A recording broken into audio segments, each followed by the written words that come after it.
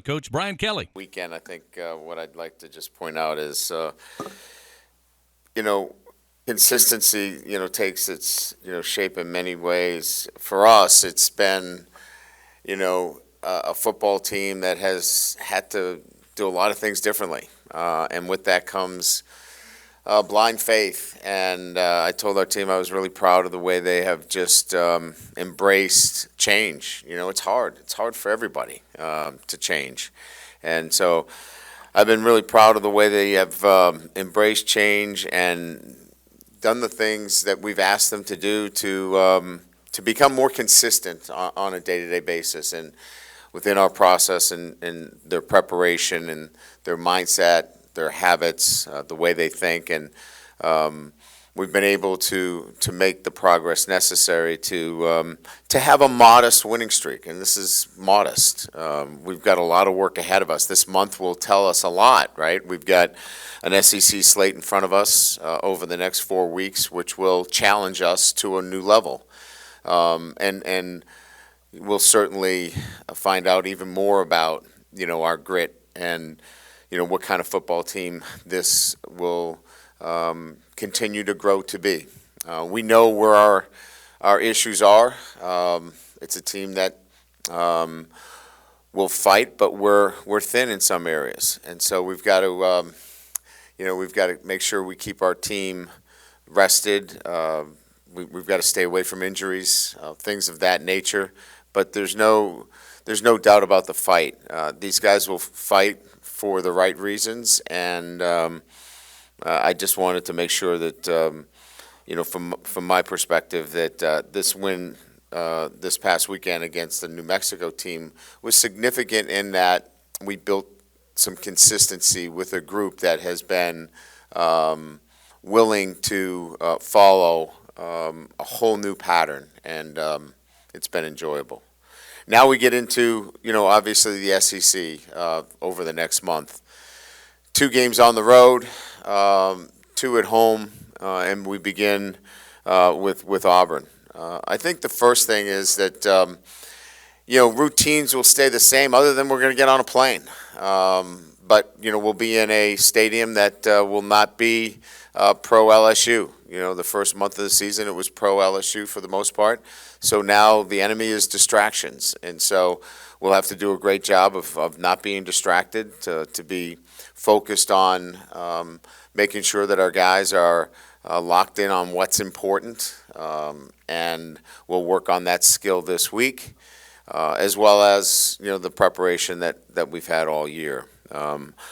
Auburn has some talented football players offensively. Both backs are outstanding. Bigsby obviously is a 3-year starter, over 2,000 career rushing yards, 19 touchdowns. I think that's kind of, for us, when we're watching film, the running backs are outstanding players. Ashford at quarterback started last week against Missouri. He too is a great runner. That's going to be our biggest concern is to keep him in wraps in terms of running the football. He's very capable. He's a transfer from Oregon, extremely gifted athlete, and again, I think from our perspective, a guy that can throw it, but more importantly, a dual threat quarterback that is dangerous running the football. Outstanding receiving core. And a defense that has, a guy that's a game wrecker in Derek Hill. He's a guy that you're going to have to find. We'll have to game plan and make sure we know where he is. Riley, outstanding linebacker. And again, a football team that's playing at home, coming off its SEC win against Missouri in overtime. It'll be a great challenge for a football team. So with that, we'll open it up to questions. Right in the middle. Yes.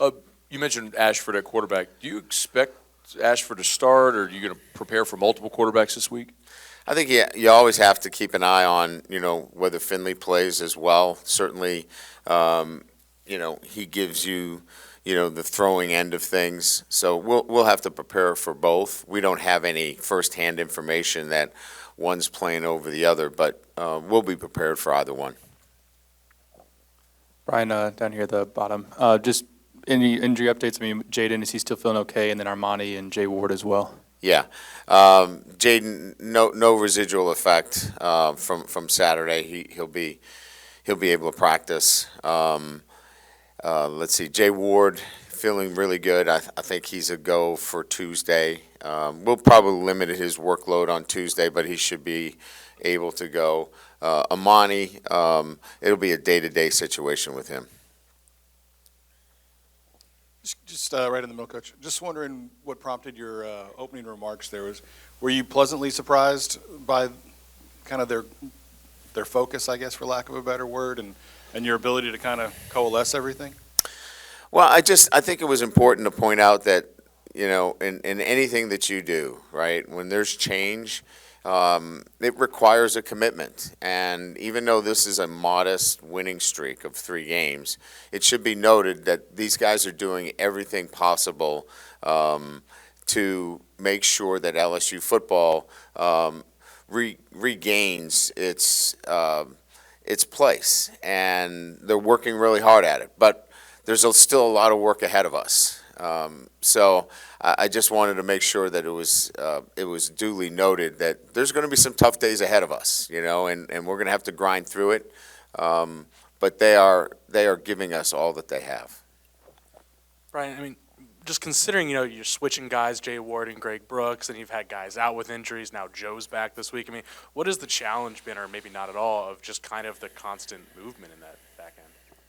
You would like a little bit more continuity. I think Matt, Carey have done a really good job of communicating what we need to do back there, and I think it's going to be a little bit easier, with a Joe Fouché in terms of he's an experienced player. So it was a little bit more difficult when we had to move Jarek back there because you didn't have an experienced safety. So, as we move forward now with Jay Ward probably coming back this week and being healthy and getting Joe, you've got experience back there. So in one instance, you would like a little bit more continuity, but on the positive side, with Brooks, Fouché, and Jay Ward, you've got experience. Hey, Coach, here in the middle. The hurricane appears to be heading towards Florida and hopefully not in the path of your game, but is it something you're going to have to monitor, your officials obviously watching throughout the week? Yeah, no doubt, Jock. We've talked about a game plan in terms of what it might look like. Hopefully that's going to pass through. We're going to get probably some rain of some kind, and that'll be our first time in that kind of element. It's a grass situation, so you put those plans together relative to what that would look like if, in fact, we did get hit with some severe rain. Yeah, Brian, right here. How big was the New Mexico game for Jaden Daniels and his growth? I mean, what did you go back on the film and see that in the game it was obvious he was determined to stay in the pocket, but what did you go back and look at film? What did you see? There are a couple things. Decisiveness is starting to be part of the vocabulary instead of being hesitant, and that comes with knowledge of the offense. I think the other thing is that he has become a lot quicker in his setup. I think I mentioned this, quick feet, but slowing down and not rushing through progressions. I think one of the bigger plays in his development was the dig that he threw to Dre Jenkins in the red zone. That was his 4th receiver through a progression. Those are the kind of things you're looking for in terms of development of a quarterback, and we're starting to see that, as well as the screen to Malik Neighbors, how quickly that ball comes out. So I think a little bit of everything was coming together, and the word I would use is just he's becoming more comfortable and more decisive. Brian in the middle. Not to harp on the open again, but you seem pleased. Is this team better through 4 games than you thought they'd be, or are you pleased with the progress over a month? I guess the setup was we're going to find out now. This first month was kind of like let's put this together, and the preface was these guys have worked really hard to do exactly what we've asked them to do. They've put themselves in a position. They have, followed a process, and they've been consistent with it. Now we're going to have to apply it to the SEC, and that is a step up. So the next month, there's going to be some good days and there's going to be some bad days, and they cannot, try to do things differently. When it's like anything else, the old, Mike Tyson line, everybody's got a plan until they get hit in the mouth, right? I mean, we're going to have to stick with our plan and stick with our process every single day, and because we're going to get hit in the mouth. And we're going to have to trust it and keep going. And I guess that was the preface that I was trying to make. Coach, going back to what you were saying about weather, just how do you manage a game where the playing conditions can be affected by something like that? And especially, with a team where you do like to pass the ball up. I've been in two remnants of hurricanes, one at North Carolina State, which was abysmal, and I think the other one was at Clemson, and they affect the game conditions. And so you have to plan accordingly in terms of your passing game, running game. Kicking game is affected dramatically, field position, tactically, how you call a game.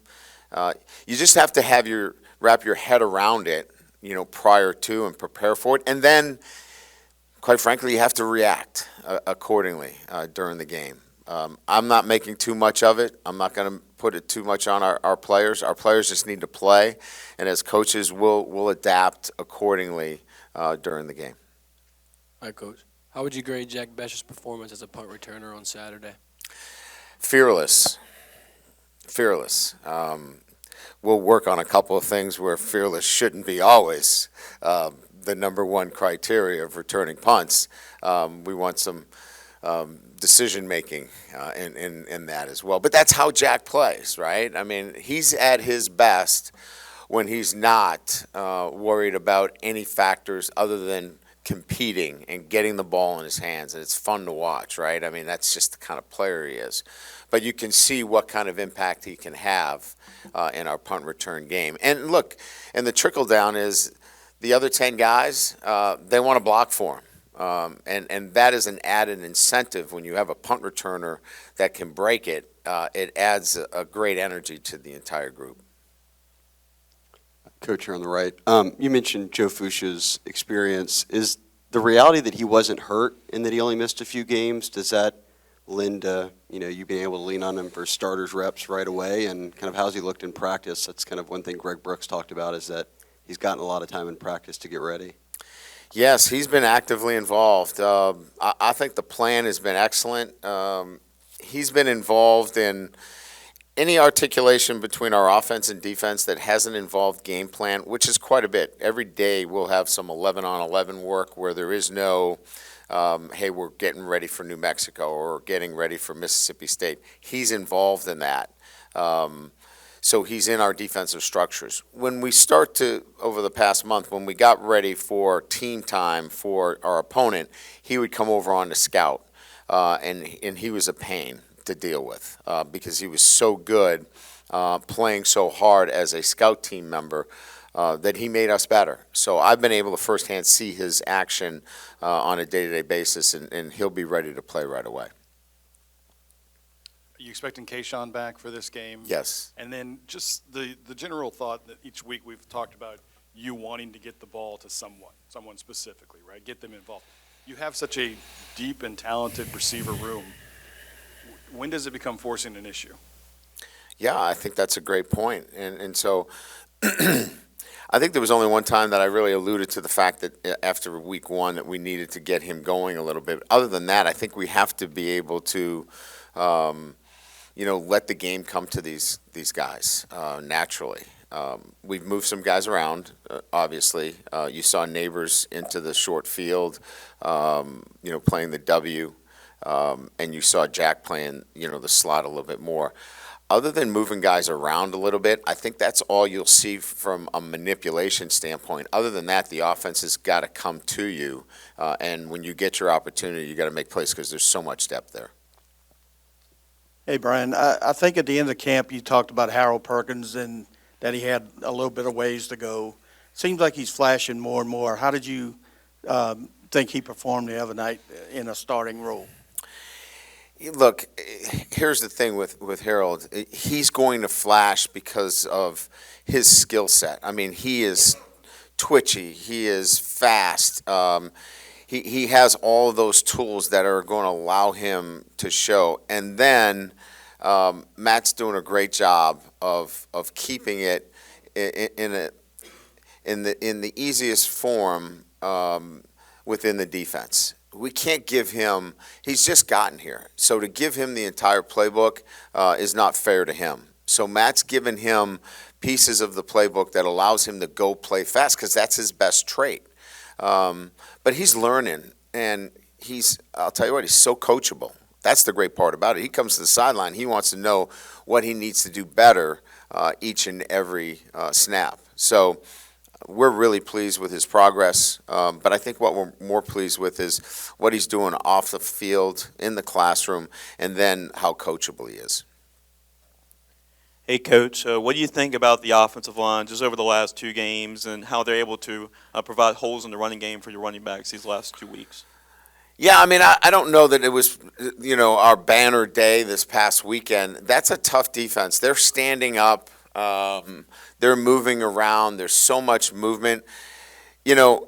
O-linemen want to know that what they see, they're going to hit. And that wasn't the case on Saturday. The guy in front of you wasn't going to be there on the snap of the ball.